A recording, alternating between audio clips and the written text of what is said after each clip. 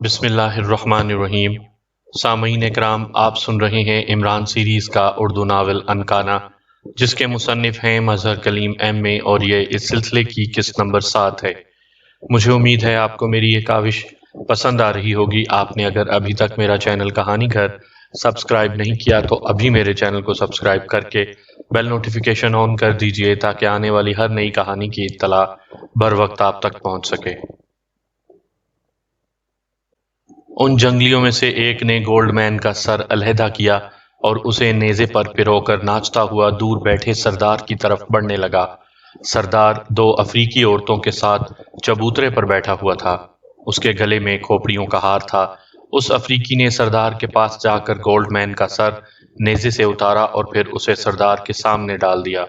سردار نے خوشی کا نعرہ مارا اور پھر وہ وحشی ناچتا ہوا واپس اپنے گروہ میں آ گیا۔ اب سب افریقی ناچتے ہوئے عمران کی طرف بڑھنے لگے۔ عمران کے دیگر ساتھی مضطرب ہو گئے۔ وہ گولڈ مین کا دردناک حشر اپنی آنکھوں سے دیکھ چکے تھے۔ پھر جیسے ہی وہ عمران کے قریب پہنچے، جوزف کی دھاڑ سنائی دی۔ وہ چیخ چیخ کر افریقی زبان میں کچھ کہہ رہا تھا۔ سارے پنڈال پر سکوت طاری ہو گیا۔ پھر سردار نے کھڑے ہو کر افریقی زبان میں کچھ کہا اور وحشی عمران سے ہٹ کر جوزف کی طرف بڑھ گئے۔ انہوں نے جوزف کو کھمبے سے آزاد کیا اور پھر اسے درمیان میں لے کر سردار کی طرف بڑھے۔ اب وہ ناچ نہیں رہے تھے بلکہ خاموشی سے چل رہے تھے۔ جلد ہی جوزف سردار کے سامنے پہنچ گیا۔ پھر سردار اور جوزف کے درمیان گفتگو ہونے لگی۔ عمران اور اس کے ساتھی چونکہ کافی دور تھے، اس لیے وہ ان دونوں کے درمیان ہونے والی گفتگو نہ سن سکتے تھے، اور پھر وہ لوگ ان کی زبان بھی نہیں جانتے تھے کہ اگر ان کی گفتگو سن بھی لیتے تو انہیں کیا سمجھ آتی۔ کافی دیر تک ان کی آپس میں گفتگو ہوتی رہی۔ پھر سردار نے چیخ کر اپنے آدمیوں سے کچھ کہا اور وہ سب لوگ تیز تیز دوڑتے ہوئے عمران اور اس کے ساتھیوں کی طرف آئے۔ اس دفعہ ان کے چہروں پر مسرت کے بجائے خوف تھا۔ انہوں نے عمران اور اس کے ساتھیوں کو کھولا اور انہیں درمیان میں لے کر سردار کی طرف بڑھے۔ سردار نے جوزف سے کچھ کہا اور پھر جوزف عمران سے مخاطب ہوا۔ باس، میں نے انہیں آپ کے متعلق بتلایا ہے کہ آپ بہت مشہور وچ ڈاکٹر ہیں، اور اگر آپ نے ان کو کوئی تکلیف پہنچائی تو سارے قبیلے پر دیوتاؤں کا عذاب نازل ہوگا۔ سردار نے اس صورت میں آج رات سب لوگوں کی جان بخشی کی ہے کہ کل رات کو آپ کے اور ناشی قبیلے کے وچ ڈاکٹر کے درمیان مقابلہ ہوگا۔ اگر آپ جیت گئے تو یہ ہمیں چھوڑ دیں گے، ورنہ اس کے بعد کا جملہ جوزف نے جان بوجھ کر ادھورا چھوڑ دیا۔ عمران کیا باقی سب ساتھی بھی ورنہ کے بعد کا جملہ اچھی طرح سمجھ گئے تھے۔ ٹھیک ہے، میں تیار ہوں، لیکن ان سے کہو کہ وہ ہمارا سامان ہمیں لوٹا دیں۔ عمران نے بڑے اطمینان سے کہا اور سب لوگ حیرت سے عمران کی طرف دیکھنے لگے۔ جوزف نے سردار سے کچھ بات کی اور سردار کے جواب دینے پر انہیں بتلایا گیا کہ سردار سامان واپس کرنے پر رضامند ہو گیا ہے۔ ٹھیک ہے، عمران نے سر ہلا دیا اور پھر افریقی انہیں لے کر ایک بڑی سی جھونپڑی کی طرف بڑھے۔ ان سب کو جھونپڑی میں دھکیل کر باہر سے دروازہ بند کر دیا گیا۔ اس جھونپڑی کے ایک کونے میں ایک مشل جل رہی تھی اور ان کا سامان بھی ایک کونے میں موجود تھا۔ وہ سب لوگ یوں زمین پر بیٹھ گئے جیسے بہت طویل مسافت طے کر کے آئے ہوں۔ گولڈ مین کا حشر دردناک ہوا ہے۔ صفدر نے سب سے پہلے سکوت توڑا۔ ہاں، اس نے بھی تو ہم سب لوگوں کو بم سے اڑا دینے کی کوشش کی تھی، عمران لاپرواہی سے بولا، اور سب لوگ ایک طویل سانس لے کر رہ گئے۔ کھانا تو نکالو، عمران نے جوزف سے کہا، اور جوزف کونے میں پڑے ہوئے سامان کی طرف بڑھ گیا۔ سامان میں خشک کھانے کے بہت سے ڈبے تھے۔ پھر سب لوگ کھانا کھانے لگے، لیکن سب کے چہروں سے محسوس ہو رہا تھا کہ وہ کھانا بمجبوری کی بنا پر زہر مار کر رہے ہیں۔ کیا بات ہے بھائی، وچ ڈاکٹر سے مقابلہ میں نے کرنا ہے اور 12 آپ لوگوں کے چہروں پر بج رہے ہیں۔ عمران نے ماحول میں دردناک سنجیدگی دیکھی تو مسکرا کر کہا، ہم لوگ دراصل اسی وچ ڈاکٹر کے بارے میں ہی سوچ رہے ہیں۔ صفدر نے سنجیدگی سے جواب دیا، تم فکر نہ کرو، مجھ سے بڑا وچ ڈاکٹر آج تک افریقہ پیدا ہی نہیں کر سکا۔ عمران نے سر پر ہاتھ پھیرتے ہوئے جواب دیا اور پہلی بار سب کے چہروں پر مسکراہٹ دوڑ گئی۔ آپ لوگ اطمینان سے سوئیں، مجھے جوزف سے چند ضروری باتیں کرنی ہیں۔ یہ میرا وعدہ ہے کہ کل وچ ڈاکٹر کو میں مقابلے میں ضرور شکست دوں گا، عمران نے انہیں تسلی دیتے ہوئے کہا، اور پھر عمران کی ریڈی میڈ کھوپڑی کا خیال کر کے سب لوگ پاؤں پسار کر سو گئے۔ جوزف اور عمران باتیں کرنے میں مشغول ہو گئے۔ پھر عمران نے نشارہ کو بھی اس میٹنگ میں شریک کر لیا۔ یہ دوسری رات تھی۔ اسی طرح افریقیوں نے حصار باندھ کر درمیان میں الاؤ جلا رکھا تھا، مگر صورتحال بدلی ہوئی تھی۔ عمران اور اس کے ساتھی ایک طرف بیٹھے ہوئے تھے، ان سب کے ہاتھوں میں برین گنیں تھیں۔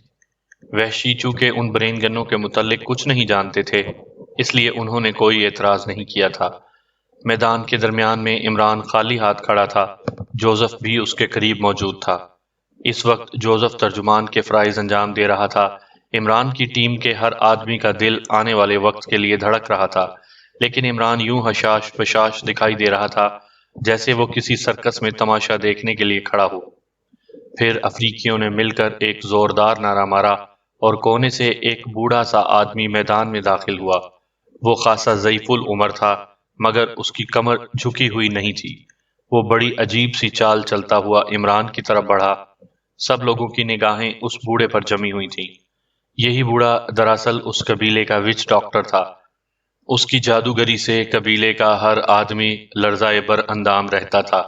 وہ عمران کے قریب آ کر رک گیا۔ اس نے ایک دفعہ بغور عمران کی طرف دیکھا، جیسے نظروں ہی نظروں میں اسے جانچ رہا ہو۔ پھر اس نے جوزف سے باتیں شروع کر دیں۔ عمران خاموشی سے کھڑا ان کی باتیں سنتا رہا۔ پھر جوزف نے بتلایا کہ بوڑھا وچ ڈاکٹر عمران کے خلاف ایک خطرناک داؤ استعمال کرنے کا ارادہ رکھتا ہے۔ اس کا کہنا ہے کہ وہ عمران پر عمل پڑھ کر اسے بے حس کر دے گا اور عمران نقل و حرکت کرنے سے معذور ہو جائے گا۔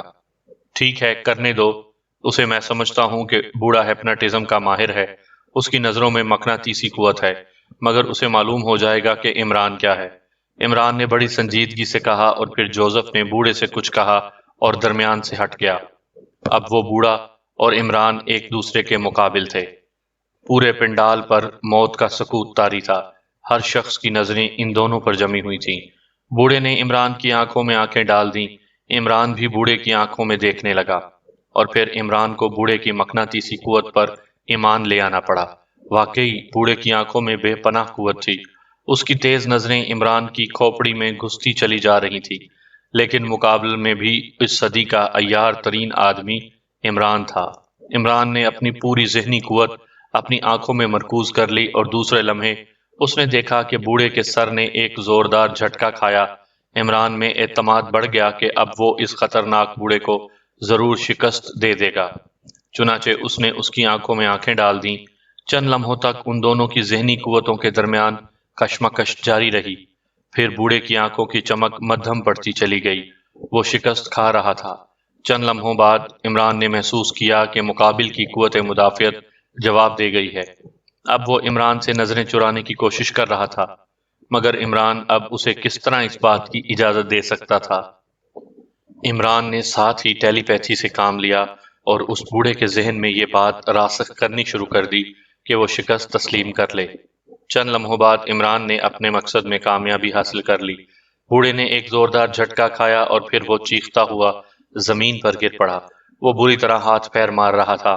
پھر وہ اٹھا اور اس نے چیخ چیخ کر کچھ کہا۔ دوسرا لمحہ حیرت انگیز تھا کہ سارے افریقی سردار سمیت عمران کے سامنے سجدہ ریز ہو گئے۔ جوزف نے خوشی کا ایک بھرپور نعرہ لگایا، اور پھر وہ بے اختیار ہو کر ناچنے لگا۔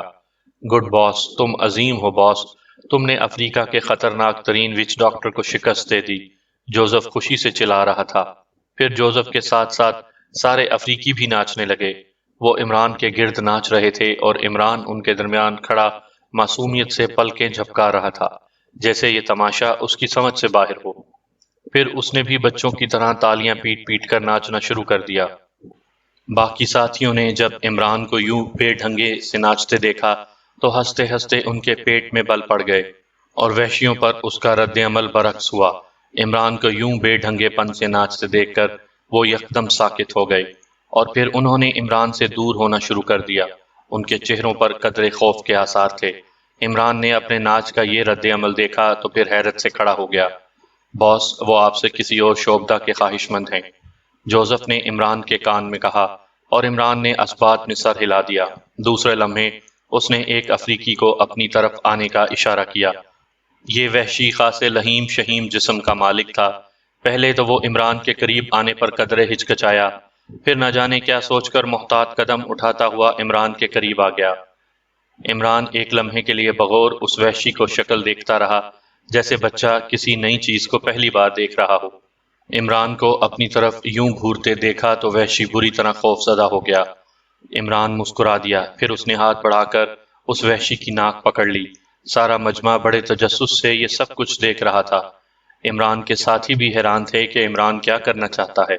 عمران نے ایک لمحے کے لیے وحشی کی ناک کو پکڑ کر زور سے دبایا اور پھر چھوڑ دیا۔ اس کا ہاتھ علیحدہ ہوتے ہی وہ وحشی بری طرح جھومنے لگا، جیسے اس نے شراب کی 10 بوتلیں پی لی ہوں۔ ایک دو لمحے تک وہ جھومتا رہا، پھر لہرا کر زمین پر گر پڑا۔ وہ بے ہوش ہو چکا تھا۔ اس کے زمین پر گرتے ہی ادھر ادھر کھڑے ہوئے وحشی اس کی طرف لپک پڑے۔ سردار بھی بے اختیار اس وحشی کی طرف بھاگا۔ ادھر عمران اسی طرح بڑی بے نیازی سے کھڑا تھا۔ دوسرے لمحے وہ تمام وحشی ایک بار پھر عمران کے سامنے سجدے میں گر پڑے۔ پھر جب وہ کھڑے ہوئے تو بری طرح کانپ رہے تھے کہ اچانک سردار نے جوزف سے کچھ کہا۔ جوزف مسکرایا اور پھر اس نے عمران سے کہا، باس، سردار کہہ رہا ہے کہ وچ ڈاکٹر اب اس آدمی کو زندہ کر دیں، یہ سردار کا بھائی ہے۔ عمران بھی شاید لطف لینے کے موڈ میں تھا۔ اس نے جیب میں ہاتھ ڈالا، چند لمحوں تک اس کا ہاتھ جیب میں رہا اور پھر اس وحشی کی طرف بڑھ گیا جو دراصل بے ہوش پڑا تھا۔ اس نے جیب سے ہاتھ نکالا اور ایک بار پھر اس وحشی کی ناک سے لگا دیا۔ ایک لمحے بعد وحشی نے زوردار چھینک ماری اور دوسرے لمحے وہ اچھل کر کھڑا ہو گیا۔ وحشیوں کے چہروں پر مسرت کے سوتے پھوٹ پڑے، پھر انہیں بڑی عزت سے شاہی جھونپڑے میں لے جایا گیا۔ وہ سب لوگ ان کی خدمت میں بچھے جا رہے تھے۔ انہیں فوراً بھنی ہوئی رانیں پیش کی گئیں۔ سب لوگوں نے خوب ڈٹ کر کھانا کھایا۔ کھانا کھانے کے بعد جوزف نے سردار سے کچھ کہا اور سردار نے سر ہلا دیا۔ ابے مجھے تو کچھ بتا، کیا راز و نیاز کر رہا ہے؟ عمران نے انہیں آپس میں بات چیت کرتے دیکھ کر ہانک لگائی۔ باس، اپنے سٹاک کی بچت کر رہا ہوں۔ جوزف نے دانت نکال دیے اور عمران نے یوں سر ہلا دیا جیسے جوزف نے یہ بچت کر کے اس کی 7 پشتوں پر احسان کر دیا ہو۔ رات کو انہیں شاہی جھونپڑیوں میں ٹھہرایا گیا اور پھر وہ سب لوگ پاؤں پسار کر سو گئے۔ عمران نے بہت بڑا مارکا مارا تھا اور ان سب کی زندگیاں بچ گئی تھیں، ورنہ کیا ہو جاتا، اس کے تصور سے ہی ان کی روح کانپ جاتی تھی۔ یہ ایک خاصا بڑا ہال تھا، گو اس کی دیواریں بڑی بڑی چٹانوں پر مشتمل تھیں، مگر ہال کی تعمیر سراسر انسانی ہاتھوں کی مرہون منت تھی۔ اس ہال میں بے حد بڑی بڑی مشینیں فٹ تھیں جو زور شور سے چل رہی تھیں، اور ان مشینوں کے بے پناہ شور سے کان پڑی آواز سنائی نہیں دیتی تھی۔ مشین کے ساتھ 3-4 غیر ملکی کام کر رہے تھے۔ اس ہال کے ایک کونے میں فولادی چادروں کا ایک بڑا سا کیبن بنا ہوا تھا۔ اس کا دروازہ بند تھا اور اس کے باہر ایک سفید فام ہاتھ میں مشین گن لیے پہرا دے رہا تھا۔ کیبن کے اندر ایک شیشے کی ٹاپ والی خاصی لمبی چوڑی میز کے پیچھے ایک لہیم شہیم غیر ملکی بیٹھا ہوا تھا۔ اس کے چہرے پر قدرے پریشانی کے آثار تھے۔ وہ دائیں ہاتھ کی انگلیوں سے میز کی ٹاپ کو ہلکے ہلکے بجا رہا تھا۔ اس کی آنکھیں نیم وا تھیں، جیسے وہ کسی گہری سوچ میں گم ہو۔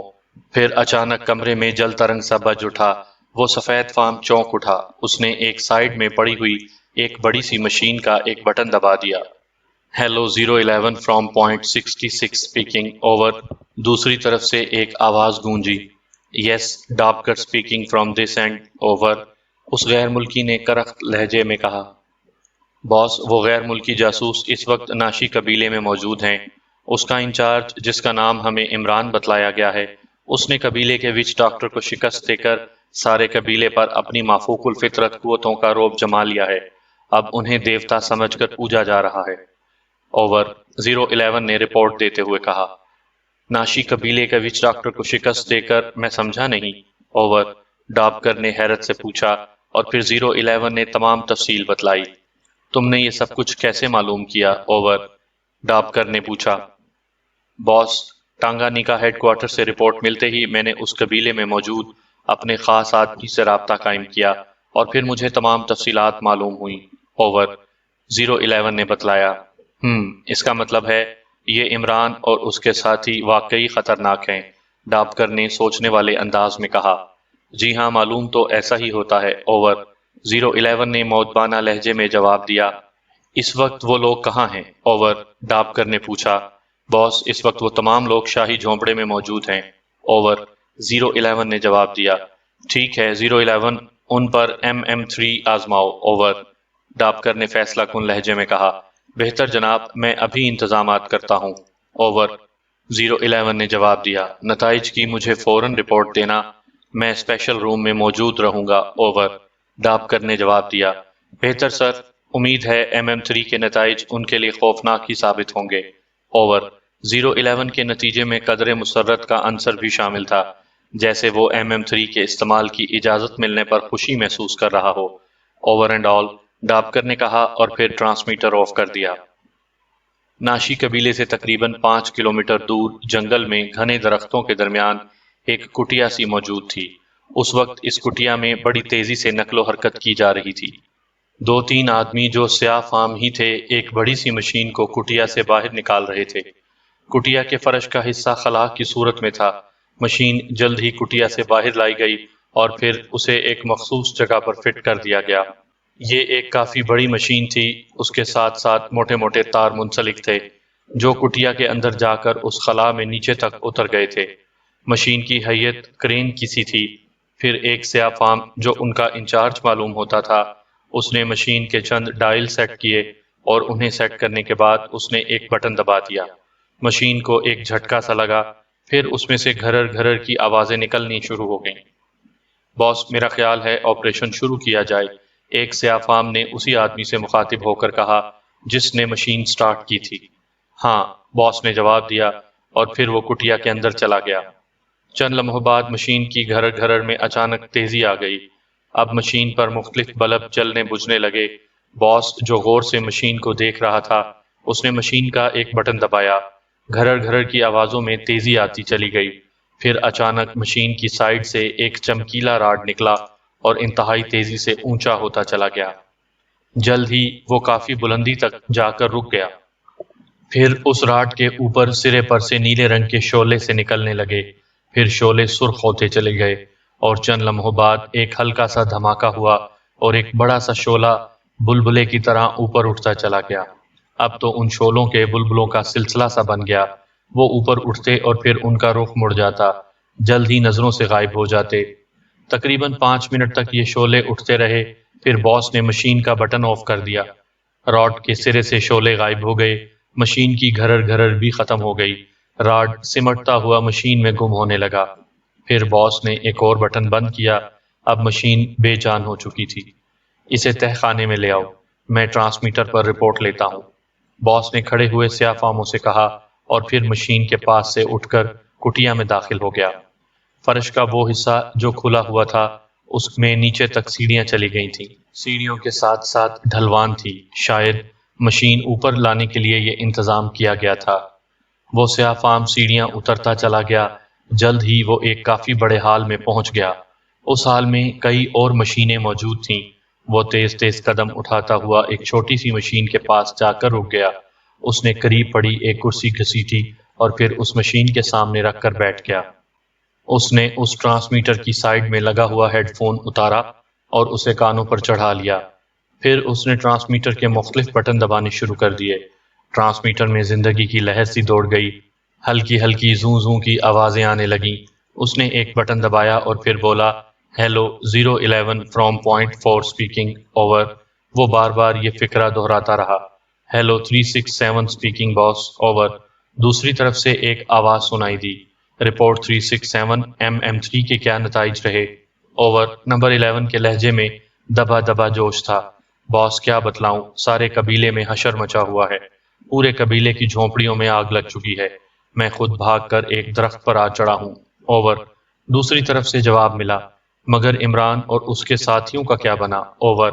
نمبر 11 نے جھنجھلا کر پوچھا، باس کوئی پتہ نہیں چل رہا، انتہائی افراتفری ہے، آپ انتظار کریں، تھوڑی دیر بعد میں خود کال کر کے تفصیلات بتاؤں گا، اوور۔ 367 نے جواب دیا، اوکے، جلد ہی تفصیلات معلوم کر کے مجھے کال کر دو، میں نے گرینڈ باس کو جواب دینا ہے، اوور اینڈ آل، نمبر 11 نے کہا اور پھر رابطہ ختم کر دیا۔ کانوں سے ہیڈ فون اتار کر اس نے حکم لٹکایا اور پھر اس مشین کو دیکھنے لگا جسے سیاہ فام دھکیل کر پیچھے لے آئے تھے اور جس سے اس نے ابھی پورے ناشی قبیلے کی بستی میں افراتفری مچا دی تھی۔ تمام لوگ مست سوئے ہوئے تھے مگر عمران اور بلیک زیرو دونوں جاگ رہے تھے۔ عمران کے اشارے پر بلیک زیرو اٹھ کر اس کے قریب آ گیا۔ وہ آپس میں سرگوشی میں گفتگو کر رہے تھے۔ نشارہ، ہمیں صبح یہاں سے چل دینا چاہیے۔ میں چاہتا ہوں کہ جلد از جلد انکانا قبیلے تک پہنچ جاؤں، کیونکہ ہمیں بہت دیر ہو رہی ہے، اور پیچھے دارالحکومت میں اکیلی جولیا کیا کر سکتی ہے؟ عمران نے سرگوشی میں بلیک زیرو سے کہا۔ ویسے پھر بھی اس نے بلیک زیرو کو اس کے فرضی نام سے ہی پکارا۔ وہ ہر لمحے محتاط رہنا چاہتا تھا۔ جی ہاں، مگر کیا کیا جائے؟ یہ افریقہ ہے، یہاں ہر قدم پر نئی مصیبتیں کھڑی ہو سکتی ہیں۔ بلیک زیرو نے جواب دیا۔ ویسے ہمیں اس وچ ڈاکٹر سے ہوشیار رہنا چاہیے، کہیں وہ اپنی شکست کا انتقام لینے کے لیے کوئی حرکت نہ کرے۔ عمران نے کچھ سوچتے ہوئے کہا، ویسے مجھے امید تو نہیں کہ وہ حرکت کرے گا، مگر پھر بھی ہمیں ہوشیار رہنا چاہیے۔ آپ سو جائیے، میں جاگ رہا ہوں۔ بلیک زیرو نے جواب دیا۔ ٹھیک ہے، 4 گھنٹے بعد مجھے اٹھا دینا، پھر میں ڈیوٹی دوں گا۔ عمران نے اس کی تجویز کی تائید کی، کیونکہ اسے نیند کے شدید جھٹکے آ رہے تھے۔ پھر جلد ہی اس کے خراٹوں کے سائرن پوری طرح جھوپڑی میں گونجنے لگا۔ بلیک زیرو خاموشی سے پڑا حالات پر غور کر رہا تھا۔ وہ سوچ رہا تھا کہ ہم لوگوں کی زندگیاں بھی عجیب ہیں۔ عجیب عجیب حالات سے دوچار ہونا پڑتا ہے۔ اب ایک وحشی قبیلے میں موجود ہیں، کل کسی سائنسدان سے مقابلہ ہو جاتا ہے، کبھی کوئی عیار سیکرٹ ایجنٹ راستہ کاٹ جاتا ہے۔ ویسے اسے اس ہنگامہ خیز زندگی سے بے حد پیار تھا۔ ابھی وہ انہی حالات میں گم تھا کہ اچانک اسے تیز قسم کی زوں زوں کی آواز سنائی دی، جیسے جھونپڑے کی چھت پر کوئی پرندہ موجود ہو۔ وہ چند لمحے آہٹ لیتا رہا۔ زوں زوں کی آوازوں میں لمحہ با لمحہ تیزی آتی چلی گئی۔ پھر اچانک وہ چونک کر اٹھ بیٹھا، کیونکہ یہ زوں زوں کی آواز بہت قریب سے آ رہی تھی۔ چند لمحے سکوت رہا، پھر اس کی آنکھیں حیرت سے پھٹ گئیں، کیونکہ اس نے جھونپڑی کی چھت کو بری طرح جلتے دیکھا۔ جھونپڑی سرکنڈوں کی بنی ہوئی تھی، اس لیے وہ دھڑا دھڑ جل رہی تھی۔ اس نے بری طرح عمران کو جھنجھوڑ کر اٹھایا۔ عمران ہڑبڑا کر اٹھ بیٹھا، لیکن پھر اسے بلیک زیرو سے کچھ پوچھنے کی ضرورت نہیں رہی، کیونکہ آگ تیزی سے پھیلتی چلی گئی۔ عمران نے تیزی سے ممبران کو جھنجھوڑ ڈالا، پھر باہر بھی شور و غل کی آوازیں آنے لگی۔ جلدی کرو، باہر نکلو، سامان بھی نکالو، عمران نے چیخ کر کہا، اور پھر بلیک زیرو نے دروازہ کھولنے کے لیے زور لگایا، مگر دروازہ باہر سے بند تھا۔ اب آگ چاروں طرف پھیل چکی تھی، ساری جھونپڑی آگ کی لپیٹ میں آ چکی تھی۔ دروازہ توڑ دو، عمران نے کھانستے ہوئے کہا، کیونکہ جھونپڑی میں دھواں بھر چکا تھا۔ بلیک زیرو نے پوری قوت سے دروازے کو دھکا مارا، مگر وہ خاصا مضبوط دروازہ تھا۔ آگ دروازے تک پہنچ چکی تھی، اب سب لوگ بری طرح کھانس رہے تھے۔ عمران نے جب دیکھا کہ بلیک زیرو سے دروازہ نہیں کھل سکا، تو اس نے جنونی انداز میں پوری قوت سے دروازے کو ٹکر ماری۔ دروازہ بری طرح جل رہا تھا، اس لیے وہ علیحدہ ہو کر جا گرا، اور ساتھ ہی عمران بھی باہر جا گرا۔ اس کے بال جھلس گئے تھے۔ دروازہ کھلتے ہی سب لوگ آگ کی دیوار پھاند کر جھونپڑی سے باہر آ گئے۔ پھر وہ یہ دیکھ کر حیران رہ گئے کہ پوری بستی آگ کے شعلوں میں گھری ہوئی تھی۔ اسی لمحے عمران کی نظریں آسمان پر اٹھیں۔ اس نے آسمان پر سے ایک شعلہ نیچے اترتے دیکھا، جو میدان کے درمیان آ گرا۔ بستی کی جھونپڑیاں کیونکہ ایک گول دائرے میں بنائی گئی تھیں، اس لیے اب چاروں طرف آگ کا حصار موجود تھا، اور پورا قبیلہ افراتفری میں چیختا چلاتا ہوا ادھر ادھر بھاگ رہا تھا۔ وہ بری طرح خوفزدہ تھے۔ کئی آدمی کچلے گئے۔ ادھر بھاگو ادھر، عمران نے ایک طرف آگ کی شدت میں قدرے کمی دیکھ کر کہا، اور پھر پوری ٹیم عمران کے پیچھے ادھر بھاگ نکلی۔ انہوں نے سامان ہاتھوں میں اٹھایا ہوا تھا۔ وہ ایک دوسرے سے ٹکراتے ہوئے آگے بڑھ رہے تھے۔ جلد ہی وہ آگ کی دیوار کے قریب پہنچ گئے۔ دوڑ کر اسے کراس کرو، عمران نے کہا۔ مگر عمران صاحب، ہمارے پاس سامان میں بارود موجود ہے، بلیک زیرو نے چیخ کر کہا۔ پرواہ نہیں، بھاگتے ہوئے آگے کراس کر جاؤ، اتنی دیر میں بارود کو کچھ نہیں ہوگا، عمران نے جواب دیا، اور پھر دوڑتا ہوا آگ کے بلند شعلوں میں گم ہو گیا۔ پھر یکے بعد دیگرے باقی لوگ بھی آگ کی دیوار میں گھستے چلے گئے۔ جلد ہی وہ لوگ آگ کی اس دیوار کو کراس کر گئے۔ واقعی عمران کا اندازہ صحیح تھا، یہاں آگ کا حجم زیادہ نہیں تھا، مگر کئی آدمیوں کے کپڑوں نے آگ پکڑ لی تھی۔ پھر انہوں نے سامان ایک طرف رکھا اور زمین پر لیٹنے لگے تو آگ بجھ گئی۔ بھاگتے چلو، عمران نے جو ایک طرف کھڑا تھا چیخ کر کہا، اور پھر وہ سامان اٹھا کر اندھا دھند جنگل میں بھاگنے لگے۔ لیکن ان سب نے یہ خیال ضرور رکھا تھا کہ وہ ایک دوسرے کے قریب ہی رہیں۔ اب وہ کافی دور نکل آئے تھے۔ آگ کے شعلے اور ناشی قبیلے کا شور کافی پیچھے رہ گیا تھا۔ وہ اس طرح بھاگنے سے بری طرح تھک چکے تھے۔ بھاگتے رہو، ہمیں زیادہ سے زیادہ دور نکل جانا چاہیے، عمران نے ان کے قدم سست پڑتے دیکھ کر ہانک لگائی، اور ایک دفعہ پھر ان کے قدم تیز ہو گئے۔ اب وہ بری طرح ہانپ رہے تھے۔ اندھیرے میں ایک دوسرے کے صرف ہیولے ہی ہیولے نظر آ رہے تھے۔ پھر جنگل میں جنگلی جانوروں کی دھاڑیں بھی انہیں کافی پریشان کیے ہوئے تھیں، مگر وہ بھاگ رہے تھے دیوانہ وار۔ کافی دور نکل آنے کے بعد آخر عمران رک گیا، اور پھر اس کے پیچھے باقی ٹیم بھی رک گئی، مگر رکتے ہی وہ زمین پر ڈھیر ہو گئے۔ ان کے جسم بری طرح تھک گئے تھے، چونکہ انہیں عجیب عالم میں دوڑ لگانی پڑی تھی، اس لیے ان کے ذہنوں پر بے پناہ دباؤ تھا جس نے انہیں مزید تھکا دیا تھا۔ پھر وہ ویسے بھی تقریباً 5 کلومیٹر کا فاصلہ طے کر آئے تھے۔ عمران بھی بیٹھ گیا، لیکن وہ ہانپ نہیں رہا تھا۔ ساری ٹیم موجود ہے، کوئی رہ تو نہیں گیا؟ حاضری لگواؤ۔ عمران اس لمحے بھی اپنی حرکتوں سے باز نہیں آیا۔ نشارہ، عمران نے پکارا۔ یس سر، بلیک زیرو نے جواب دیا، جیسے بچے کلاس میں حاضری بولتے ہیں، اور باقیوں کے لبوں پر بے اختیار مسکراہٹ دوڑ گئی۔ عمران باری باری سب کا نام بولتا رہا، پھر اسے اطمینان ہو گیا کہ سب موجود ہیں۔ یہ سب کیا ہو رہا ہے عمران صاحب؟ صفدر نے سوال کیا۔ میرے خیال میں وحشی بچوں نے آتش بازی کا کھیل کھیلا ہوگا، بس آگ لگ گئی، عمران نے جواب دیا، اور صفدر خاموش ہو گیا۔ وہ کیا کہتا؟ عمران تو زندگی کے کسی لمحے میں سنجیدہ نہیں ہوتا تھا۔ عمران صاحب، وہ دیکھیے، مجھے دور ایک جھونپڑی نظر آ رہی ہے۔ چوہان، جو کافی دور بیٹھا ہوا، اچانک بول پڑا، اور پھر سب کی نظریں اس طرف اٹھ گئیں جدھر چوہان ہاتھ کا اشارہ کر رہا تھا۔ میرے خیال میں ہمیں بقیہ رات اس جھونپڑی میں گزارنی چاہیے، کیونکہ یہاں کھلی جگہ میں درندوں کا خطرہ ہے، عمران نے جھونپڑی کو دیکھتے ہی کہا، اور سب نے اس کی تائید کی، کیونکہ چاروں طرف سے لگاتار درندوں کی ہولناک دھاڑیں سن رہے تھے۔ چلو پھر چلیں۔ عمران سب سے پہلے کھڑا ہو گیا، اور پھر باقی سب لوگ بھی کھڑے ہو گئے۔ انہوں نے کرینے سے دیگر سامان کو لادا اور آہستہ آہستہ اس جھونپڑی کی طرف بڑھنے لگے۔ جلد ہی وہ جھونپڑی کے قریب پہنچ کر رک گئے۔ رک جاؤ، کوئی جھونپڑی میں سے نکلا ہے، عمران نے سرگوشی کے انداز میں کہا، اور پھر سب لوگ رک گئے۔ جھونپڑی کا دروازہ کھلا، اس میں سے ایک ہیولا سا باہر نکلا۔ جھونپڑی سے اب ہلکی ہلکی روشنی بھی باہر آنے لگی تھی۔ وہ ہیولا چند لمحے جھونپڑی کے باہر رکا، اور پھر اس نے ادھر ادھر دیکھا اور دوبارہ جھونپڑی کا دروازہ کھول کر اندر داخل ہو گیا۔ دروازہ بند ہونے سے روشنی کی کوئی کرن بھی باہر نہیں نکل رہی تھی۔ جھونپڑی کی ساخت میں شاید اس بات کا خیال رکھا گیا تھا کہ اس کے اندر سے روشنی باہر نہ نکل سکے۔ دروازہ بند ہوتے ہی عمران بولا، اپنی گنیں ہاتھ میں لے لو، مجھے اس جھونپڑی میں کوئی راز معلوم ہو رہا ہے۔ اور پھر سب نے کاندھوں پر لٹکی ہوئی مشین گنیں ہاتھوں میں لے لیں، اور پھر عمران کے پیچھے محتاط قدم اٹھاتے ہوئے جھونپڑی کی طرف بڑھے۔ عمران نے جھونپڑی کے قریب پہنچ کر ان سب کو رکنے کا اشارہ کیا، اور پھر احتیاط سے قدم اٹھاتا ہوا دروازے کے قریب پہنچ گیا۔ جھونپڑی خاصی وسیع معلوم ہو رہی تھی، اور پھر خاص بات جو عمران نے دیکھی وہ یہ کہ باہر تو سرکنڈے تھے، مگر اندر سے یہ فولادی چادروں سے دیواریں بنائی گئی تھیں۔ کیونکہ سرکنڈوں کے درمیان فاصلے کے اندر کوئی پلین چادر نظر آ رہی تھی۔ عمران چند لمحے جھونپڑی کے دروازے سے کان لگائے سنتا رہا، لیکن جھونپڑی کے اندر خاموشی طاری تھی۔ پھر اس نے دروازے کی طرف ہاتھ بڑھایا، اور پھر اچھل کر پیچھے ہٹ گیا۔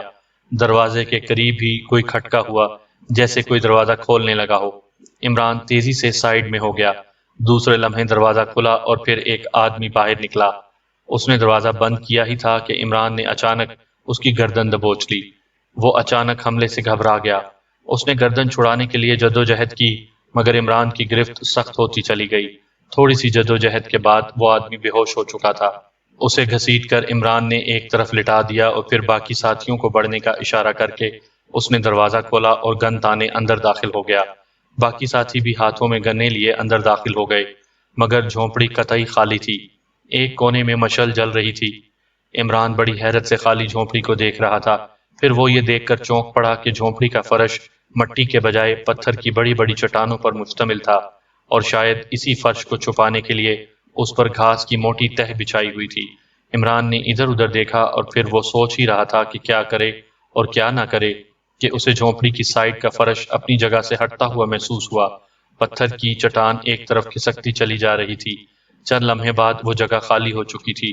اب وہاں نیچے جاتی ہوئی سیڑھیاں صاف نظر آ رہی تھیں۔ عمران اور اس کے ساتھی ایک سائیڈ پر ہو گئے، کیونکہ صاف ظاہر تھا کہ کوئی آدمی اوپر آ رہا ہے۔ پھر ایک آدمی کا سر اس خلا سے ابھرتا ہوا نظر آیا۔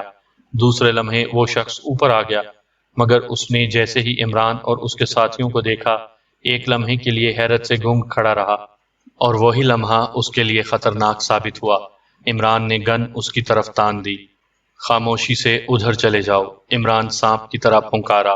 اس نے جان بوجھ کر آواز دبا لی تھی، مگر اس آدمی نے سنبھلتے ہی بجائے ادھر آنے کے نیچے چھلانگ لگا دی۔ عمران بھی دوڑ کر اس کے پیچھے گیا، پھر وہ تیزی سے سیڑھیاں اترتا گیا۔ عمران کے ساتھی بھی اس کے پیچھے تھے، مگر عمران کافی نیچے جا چکا تھا۔ پھر ایسے محسوس ہوا جیسے جھونپڑی میں زلزلہ آ گیا ہو۔ عمران، جو اب ایک ہال کے دروازے پر پہنچ چکا تھا، اچانک زمین پر لیٹ گیا۔ گولیوں کی بوچھاڑ اس پر سے ہوتی ہوئی سیڑھیوں پر لگی۔ شکر ہے کہ اس کے ساتھی ابھی کافی اوپر تھے، ورنہ گولیاں ان میں سے ضرور کسی کو چاٹ جاتی۔ دوسرے لمحے عمران اچھل کر ہال کے اندر داخل ہو گیا۔ 3 آدمی موجود تھے، تینوں ہی پہلی بوچھاڑ میں ختم ہو گئے۔ اب ہال خالی تھا۔ عمران نے باقی ساتھیوں کو آوازیں دیں اور پھر وہ سب نیچے اتر آئے۔ عمران حیرت سے ہال میں موجود عجیب و غریب مشینوں کو دیکھنے لگا۔ اس ہال میں بجلی کا بلب جل رہا تھا۔ ساری ٹیم اب ہال میں جمع تھی۔ عمران نے زمین پر پڑے ہوئے سیاہ فاموں کو بغور دیکھنا شروع کر دیا، جو اب ٹھنڈے پڑ چکے تھے۔